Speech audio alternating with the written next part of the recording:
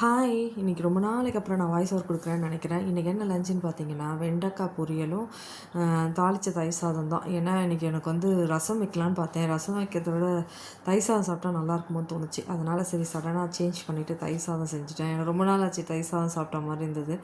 அதனால் சரி தயிர் சாதம் செஞ்சுட்டு வெண்டைக்காய் பொரியல் பண்ணிடலான்னு யோசிச்சுட்டே இருந்தேன். இந்த வெண்டைக்காய் பொரியலில் வந்து இந்த குழகுழப்பு இல்லாமல் இருக்கணும்னா நீங்கள் என்ன பண்ணலான்னா, ஆஸ் யூஷுவல் நான் வந்து இதில் வெங்காயம்லாம் எதுவுமே நான் போடலை. மஞ்சள் பொடி, மிளகாய் பொடி போட்டுட்டு லைட்டாக புளி தண்ணியோ இல்லை தயிரோ போட்டுட்டு நீங்கள் நல்லா டாஸ் பண்ணிவிட்டு மூடி வச்சு தண்ணி தெளித்து மூடி வச்சிங்கனாவே நல்லா குழகுழப்பு இல்லாமல் வரும். நல்லா நிறைய பேர் அந்த குழகுழப்பு அப்படியே தான் இருக்குதுன்னு சொல்லுவாங்க. நிறைய பேருக்கு தெரியாது, உண்மையிலேயே எனக்கே ரொம்ப நாள் தெரியாதுன்னு வச்சுக்கோங்களேன்.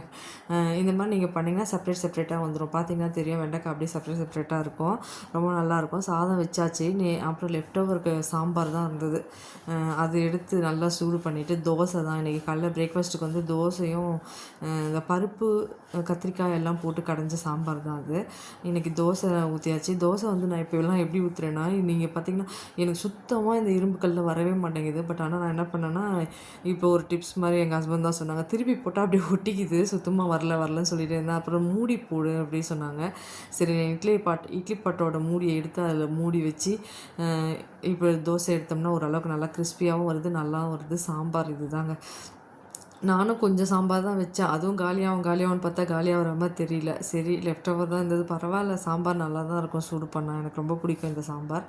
இன்றைக்கி தோசையும் சாம்பாரும் தயிர் சாதம் வெண்டைக்காய் தான் இன்றைக்கி லன்ச்சு. உங்களுக்கு பிடிச்சிருந்தால் லைக் பண்ணுங்கள், ஷேர் பண்ணுங்கள், சப்ஸ்கிரைப் பண்ணுங்கள். தேங்க்யூ.